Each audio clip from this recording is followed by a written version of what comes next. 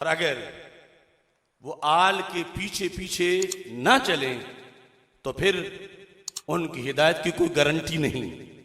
हदीस में आता है कि रसूल पाक ने फरमाया, और ये हदीस सियासत में जामे तिरमिज़ी में मौजूद है कि मेरे सहाबा, मैं तुम में दो चीजें ऐसी जो शकल है, वजन है, वो तुम में छोड़ के जा रहा। जब तक तुम उनके साथ रहोगे, तमस्सुक रखोगे, तो मैं तुम्हें तसल्ली देता हूं, अपने अल्लाह ने मुझे बताया है कि लन तदिल्लू, तुम्हारा ताल्लुक उन दो शकल से रहा तो हर किस तुम गुमराह नहीं होगी। रसूल पाक ने जब फरमाया वो दो शकल क्या है, तो क्या है वो शकल?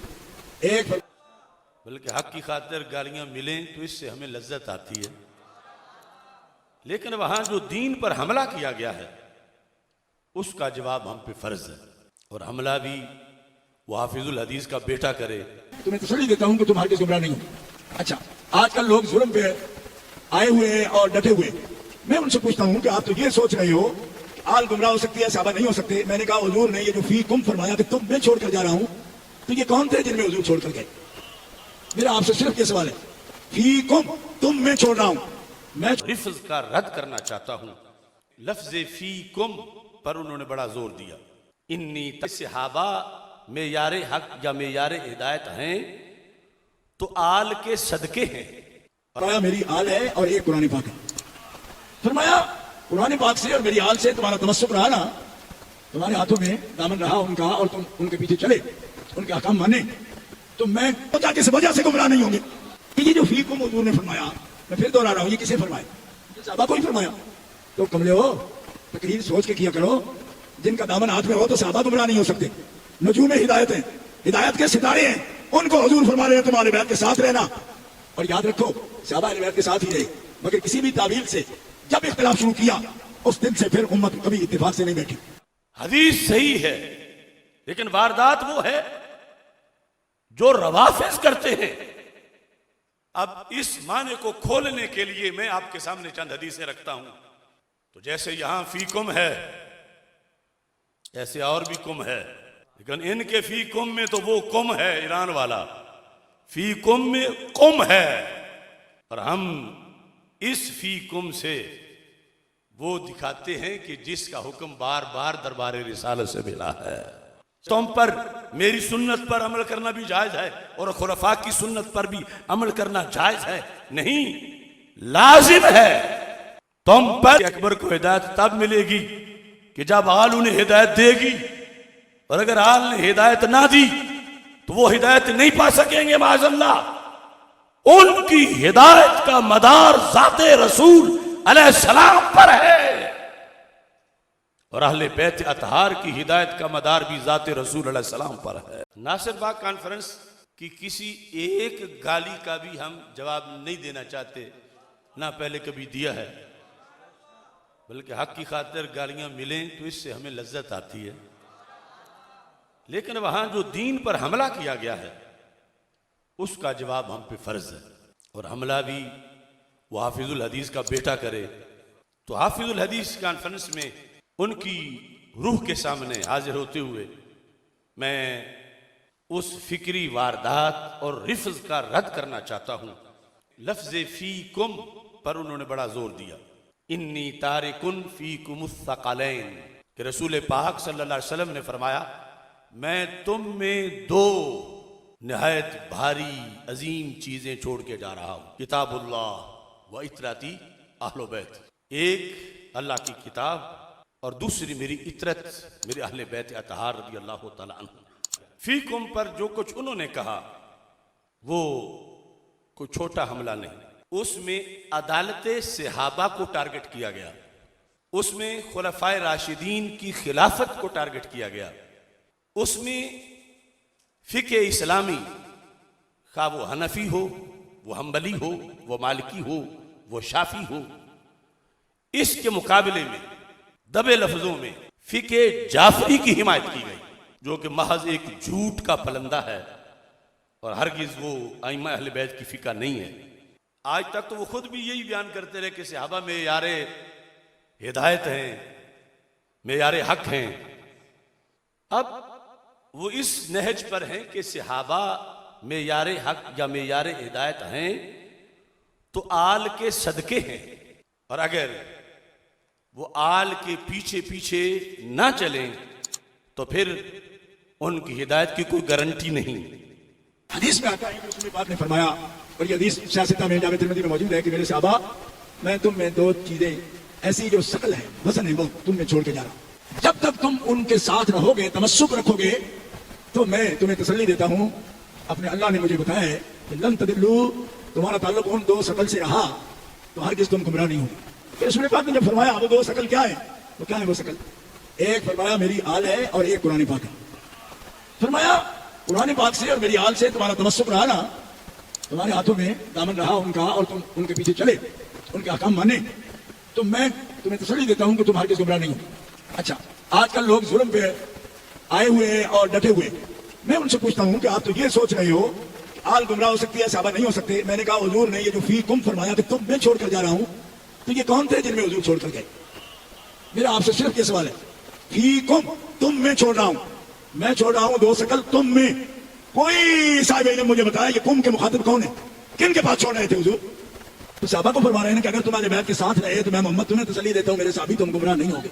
लोग तो आल को गुमराह कह रहे हैं और हुजूर सहाबा को कह रहे हैं कि तुम मैं छोड़े जा रहा हूं, अपनी आल भी, अहले बैत भी और कुरान भी, और एक दूसरे से शान में बड़े ये। हाँ, और अगर तुम्हारा ताल्लुक मेरे अहले बैत से रहा और कुरान से रहा तो मैं तुम्हें बताता हूं कि तुम गुमराह नहीं होंगे। तो तू ये तो सोच लिया कि सहाबा गुमराह नहीं होंगे, ये नहीं सोचा किस वजह से गुमराह नहीं होंगे। ये जो फी कुम हुजूर ने फरमाया, मैं फिर दोहरा रहा हूं, ये किसे फरमाया? सहाबा को ही फरमाया।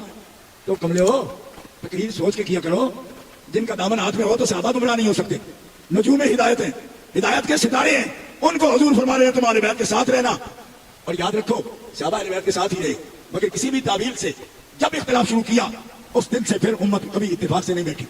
हदीस सही है, लेकिन वारदात वो है जो रवाफिज करते हैं। अब इस माने को खोलने के लिए मैं आपके सामने चंद हदीसें रखता हूं। तो जैसे यहां फी कुम है, ऐसे और भी कुम है, लेकिन इनके फी कुम में तो वो कुम है ईरान वाला, फी कुम में कुम है, और हम इस फी कुम से वो दिखाते हैं कि जिसका हुक्म बार बार दरबार रिसालत से मिला है।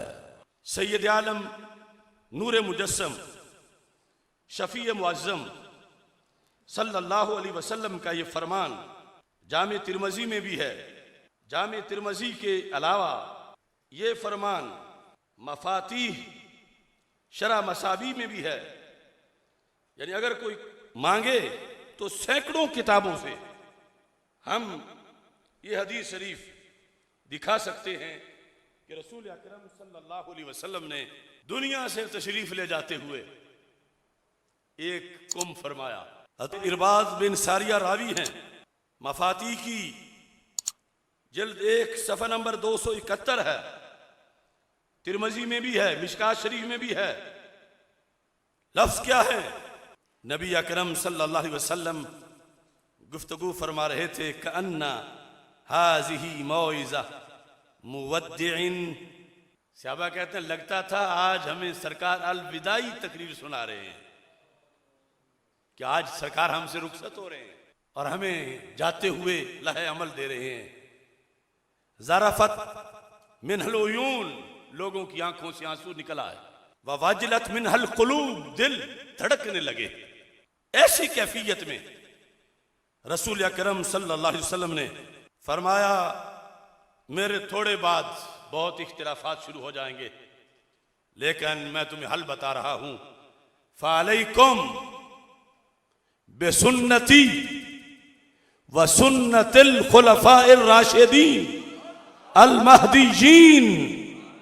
इख्तिलाफ का हल यह है कि लोगों तुम पर मेरी सुन्नत लाजिम है, और मैं मोहम्मद होकर, मैं तुम्हारा नबी होकर, मैं आखिरी पैगंबर होकर, मैं साहिब शरीयत होकर तुम पर ये वाज़े कर रहा हूं कि तुम पर मेरी सुन्नत भी लाजिम है, मेरे खुलफा की सुन्नत भी लाजिम है।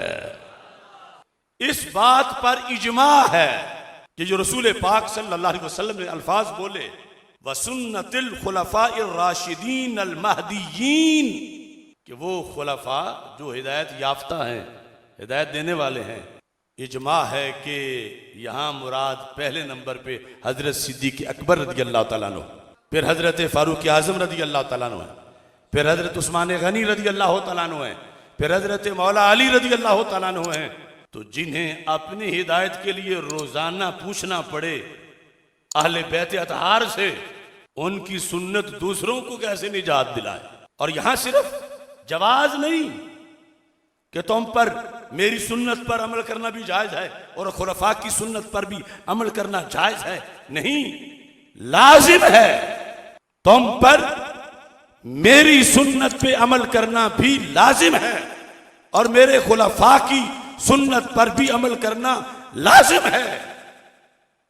जब ये कुम सरकार फरमा रहे थे तो ये सरकार किन्हें फरमा रहे थे? जामे जलालिया में बैठने वालों मैं आपसे पूछता हूं, ये कुम भी सहाबा को था मगर सहाबा के कायद इससे बाहर थे।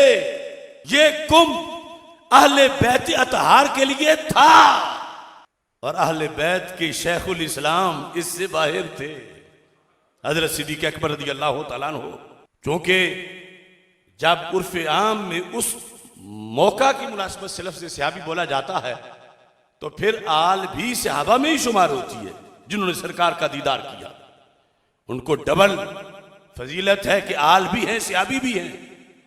तो जो चीज अलैकुम से लाजिम कर रहे थे क़यामत तक के लिए, मसलन आज कोई सैयद है, उसने नमाज पढ़नी है, उसे मतलूब है कि मुझे हिदायत कहां से मिले, तो सरकार फरमाते हैं एक तो तुझ पे मेरी सुन्नत लाजिम है और दूसरी 15वीं सदी के सैयद तुझ पे मेरे सिद्दीक की सुन्नत लाजिम है, फारूक की सुन्नत लाजिम है, उस्मान की सुन्नत लाजिम है, मौला अली की सुन्नत लाजिम है रज़ी अल्लाह तआला अन्हुम।